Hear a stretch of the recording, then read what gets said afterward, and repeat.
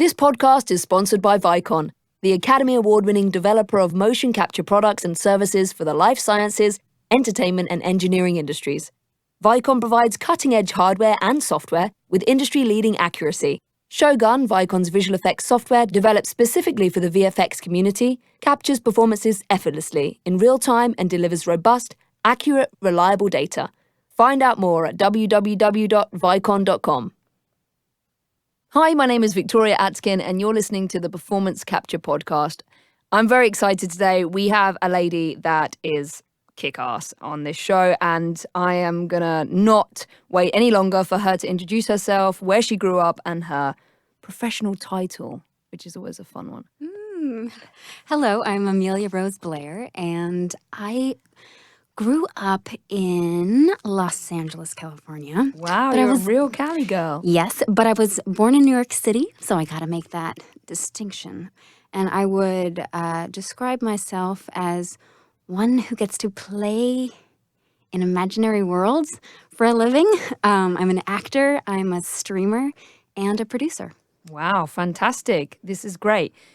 Streaming, we don't have a streamer on here so far, so I want to talk to you more about that, which I've heard great things about what you do streaming. Yeah, but, it's a lot of fun. Can you explain to people that may not know what a streamer is a little bit more about that? Yes, so I stream on Twitch with my husband, Brian Deckart, and Twitch is a live streaming service where you can play games. You can also do different types of in real life streams, but basically it's a way for you to connect with the community and play together. Great.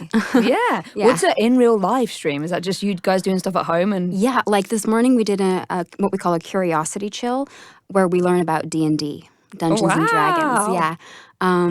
Other times we host concert streams, so it really depends on what we're in the mood for. I love that, and that's really, really cool. And what's your Twitch streaming following right now? Oh, man. I think we just crossed over 280,000. Wow, congratulations. Yes, That's amazing. you. That's so impressive. You guys are a dream team anyway. I love Thank you. I love seeing your posts and things on social media. So go follow these guys on Twitch, but we'll talk about that later as well. So I always ask everybody on this, how would you best describe what performance capture is? And just before that, let's talk about what you did, the big performance capture thing that you've done. Have you done any other games? Yeah, so I've gotten to do performance capture on 2 projects. My very first was with Remedy Entertainment, working on their Xbox game, Quantum Break. Okay. And then I did, most recently, Detroit Become Human with Quantic Dream. Which we'll definitely talk about. But before we do that, I've got to ask you, how would you best describe what performance capture is? It's a huge subject. Everybody's confused about it. So how would you describe what it is? Okay, so I was thinking about this a lot because I wanted to come up with a more personable way of describing it. And I would say it's a really magical combination of computer science and imagination. Great. I like that. Pressed into one. Into a cake or something. Yeah. She's doing some great hand actions right now, which nobody can see, but I love them. Great, cool. I like that explanation. Everybody's one is different from their different backgrounds, so that's great. And we got into it a minute ago, but how did you first discover performance capture? How did you get into it, your first gig? You mentioned the title of it, but how did that come to you? I was offered a role in Quantum Break, which is the game that came out. Sean Ashmore was the lead of it, and it's all about freezing time and being able to manipulate time. And I did not know what performance capture was or what I was going to be stepping into. So it was a really mind-blowing experience. My first day on a performance capture set, when they put the suit on and I had this huge headpiece, I was like, what have I gotten myself into? Because it's different from being on a film or a TV set because you don't have an actual set like you do on film and TV to inform the character. Your costume is very specific, and it really forces you to just dive deep into your imagination. Mm-hmm. And so did you audition? You didn't audition. You literally got offered this. Did you know these people on this, or had you done directed by them before? Or? No, I think it was they had seen my role that I played Willa Burrell in True Blood, so I played a vampire, and a big piece of that character was activism. Okay. So I think that's what influenced me getting cast as Amy. Yeah, Blaire. that's amazing. And so I just want to take a tangent on this. You did TV and film before you did performance capture. Yes. And did you go to drama school? How did you start? I did, yes. Okay. So I grew up here in LA, so obviously creative acting was always in my wheelhouse. But I started to study at the Sanford Meisner Center when I was in high school. And then I decided that I wanted to go to New York City because that's where all the real actors go. So I went off to New York and I studied at the Atlantic Theater Company Conservatory out there for about 2.5 years. And then I came back to Los Angeles and started the grind of film and TV. And slowly but surely, I built up a resume and got to play many really wild and funky characters. What's your favorite character that you've ever played? You know, True Blood was definitely a very special experience because I had been a fan of that show from the very beginning. And to get to play a vampire is like ultimate fantasy come to life. That's amazing. So what is your favorite thing about motion capture? What would you say sets it apart? Why do you love getting in the suit and doing this now? What I find most exciting about performance capture is actually getting to see the final product because it's so amazing to get to see all of the different things that have happened to your performance to make it what the final product ends up being. Because you know when you're on the stage, there's really nothing. So to see what they're able to create and the world that they create so real is really, really fascinating. Yeah. And tell everybody listening, because Detroit Become Human, if you haven't played this game, you got to get out there and find it. It is, you know, I did performance capture with Assassin's Creed, and I feel like this is the next leap in performance capture, where it can really go. And the storytelling with Detroit Becoming Human is so realistic and so just incredible. And you guys actually look like the characters. Did they do a facial scan on that? They did a facial scan, and we did full performance capture with all of the markers on your face and the voice as well, and the also the body. The full She's shebang. doing some like dragon-esque cool monster thing going The on full in here. shebang, More like a wizard. Wizard like arms. that. But yes, so just explain what Detroit Becoming Human is, like the story of it. Detroit Become Human is set in 2038 in Detroit, and androids have become a big, integral part of our society. They do all of the jobs that most people might not want to do, but they have become a real bedrock of society, and they have started to deviate. So there's 3 main characters that you can play as. There's what my husband plays, Brian. He plays Connor, who is the deviant hunter. He's an android who's been programmed to hunt these deviants. And you can also play as Kara, who is a housekeeping android who is tasked to take care of this little girl, and she ends up deviating and running away with this little girl to save her life. And then you can also play as Marcus, who is a revolutionary leader leading the deviants. So it's a really fascinating human story that really just pulls on your heartstrings and forces you to feel very deeply and strongly.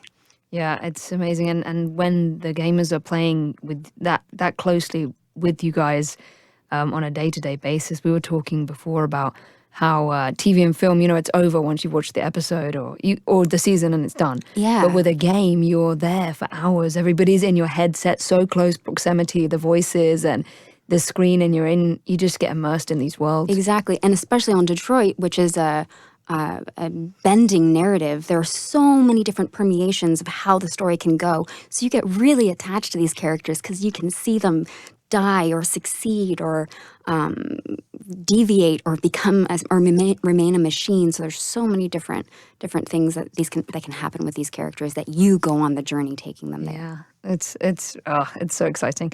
And so this may be Detroit Become Human, it may be your other game, but tell us about an specific experience that you enjoyed on the motion capture stage. Was there something funny that happened whilst did you meet Brian on this game? No, Brian and I did not meet on this game. We actually had met 7 years before. Oh, wow. Yeah, and he got cast as Connor way before I got to be part of the game as well.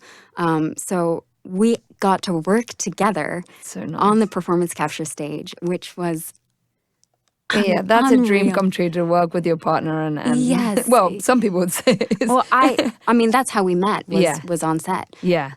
So you knew each other 7 years before and then you reconnected and No, we had been dating. Oh, you had. Okay, all right. Oh yeah, we were together. I'm getting into a real girly chat now. It's going completely off topic, but I love it. Yeah, actually a couple like a week after we filmed and wrapped on the project, he proposed. Oh my goodness, that's amazing. And then I've seen all your wedding pictures on social media. Anyway, let's get back to this. So it wasn't meeting Brian on this project, but working with him was obviously a highlight. But is there anything specific that happened? We had somebody on it before, Gerardo. He put the dots on, he's a technician, and he put the dots on Jude Law's face on one of his first ever days working in performance capture. So that was his story and baptism of fire. But is anything... I think that the funniest moment... So I play these two androids who work at a sex club, and they have fallen in love with each other and are trying to escape. And so Connor comes in and is trying to hunt them and track them before they can escape. And depending on how you choose to play... I was going to say, wait, let's keep this PG. We can either get away or not. And if we don't, then there's a scene where one of my characters is being faced with the head of her love. And I had to do that entire scene with a basketball. Oh, yes. So that was romantic. It was very romantic. It was an Did you put a face on it like Tom Hanks does in Castaway? No, Brian was actually holding up the basketball and had like a Well, at least you had Brian holding it. Yeah, but it was definitely over his face. Right over his face. Yeah, it was yeah, imagination, you know. We were talking about that. I had to wear the goggles instead of the headpiece for a performance capture thing, and it's not romantic. I had to do a stage kiss, and it's just you just want to get it over with. But yeah the basketball thing it's really romantic. Yeah, it's definitely you can't take yourself too seriously. Yeah. Especially because you're wearing a lycra suit at the time, and you've probably got dots all over your face. Oh yeah, everybody's watching you. Yeah, talk to your basketball love. Yes, all of the cameras, all of the many cameras on the wall. That's amazing. So we've talked about all these things today. You're an actress in TV and film, and what advice would you give to other people listening that want to get into a similar field of performance capture?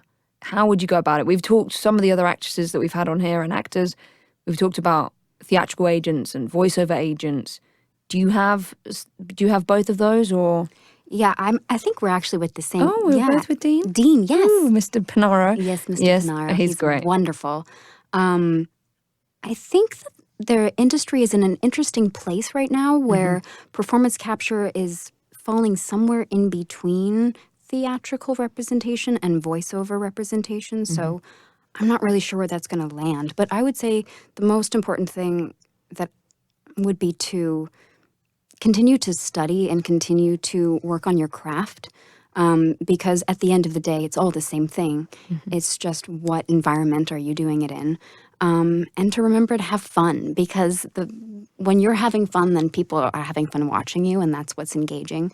And also, I would say to reach out to like indie game developers, or student developers, and see if you can get your foot in the door that way. That's a really great piece of advice. We haven't had that, and yeah, the network of people now. Obviously, we have E3 every year as well, and which you should explain what E3 is, because I feel like E3 is a massive convention that takes place downtown Los Angeles every year. Yeah, and it's like a playground for gamers. Yeah, everybody goes there. There's parties, and mainly it's the developers showing off their new games for the next year. Yeah. But yeah, but they have Indiecade, and so that's a really good resource, I think, to meet new developers. Oh, I didn't know anything about that. What's that? It's the indie section of E3. E3. Oh, wow. Okay, good. It's called Indiecade. Okay, I like Check it that. I will out. check it out this year. Okay, good. And how can we find you? How can we find you on Twitch, on Twitter, on Instagram? I am in all those, so you can find me on Instagram, Amelia_Rose_Blaire. It's just too many names. And then on on Twitter, Amelia R. Blaire. And then I stream on Twitch, on twitch.tv/Brian Deckard. I'm going to have to get over to Twitch and check you guys out. I've not jumped on the Twitch bandwagon yet, but I'm hearing that it's come. amazing. It's so much fun. I It really is. know. And we have such an incredible community. It's, you think of before I even knew anything about Twitch, my idea of what gamers were or what streaming, it just seemed so scary, to put yourself out there. But we have all created such a positive, supportive community. And it's a really special place to be. It feels like a safe haven. Yeah, that's so exciting. Well, we have something to give to you from our sponsors today. Oh? A little present from the people at Vicon. Oh. So you get these lovely shades. These are for you. Ooh, so shiny And and a blue. nice T-shirt from Vicon to celebrate their anniversary. And a very nice notepad for you. I needed one. Yeah, there you go. So thank you very much, Vicon, for the Vicon. free gifts. And we're going to be doing some social media giveaways. So maybe you can help us to support that and choose a winner when we air your episode. Definitely. It sounds like fun. Thank you. Okay, good. Well, thank you so much for coming on. We are so thrilled to have another female performance capture lady on this show and somebody of your caliber and personal human kindness. I'm very happy to have you here. I feel the same way. Thank you so much. Thanks. This recording was done by Formosa Interactive, a full-service post-production sound company.